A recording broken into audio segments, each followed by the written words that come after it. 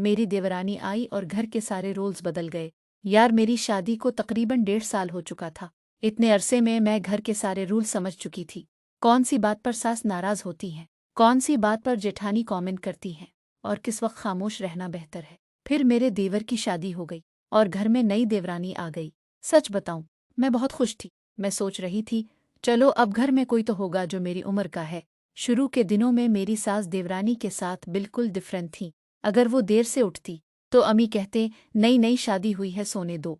और अगर मैं आधा घंटा भी देर से उठ जाती थी तो हमारे घर की बहुएं इतनी देर तक नहीं सोते। किस्म से मैं हैरान रह जाती थी, लेकिन मैंने फिर भी कुछ नहीं कहा। मैंने सोचा, नई बहू है, अटेंशन मिलना नॉर्मल बात है। फिर एक दिन का सीन मुझे आज तक याद है।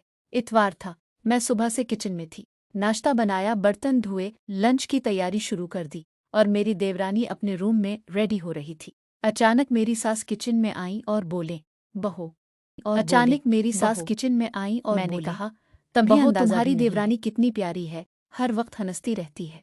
मैंने स्माइल कर दिया, लेकिन दिल में सोचा, अम्मी वो हंस रही है क्योंकि वो किचन में नहीं खड़ी। खैर, असल ट्विस्ट शाम को आया। हम सब बैठे हुए थे। मेरी देवरानी ने कैजुअल अंदाज में कहा, भाभी, आप तो पूरा दिन काम करती रहती हैं, थक नहीं जाते? मैंने हंसकर कहा, आदत हो गई है। इस पर मेरी सास फौरन बोले, अरे इतना भी काम नहीं करती कसम से। मेरे हाथ में चाय का कप था और मुझे लगा अभी गिर जाएगा, क्योंकि सुबह से मैं एक मिनट नहीं बैठी थी और जो बंदा पूरा दिन रूम में था वो प्यारी भी था और थका भी हुआ था। फिर रात को मेरी देवरानी मेरे रूम में आई और आहिस्ता से बोली, भाभी एक बात पूछूं? मैंने कहा, हाँ पूछो। वो बोली, अम्मी मेरे सामने आपकी तारीफ क्यों नहीं करते?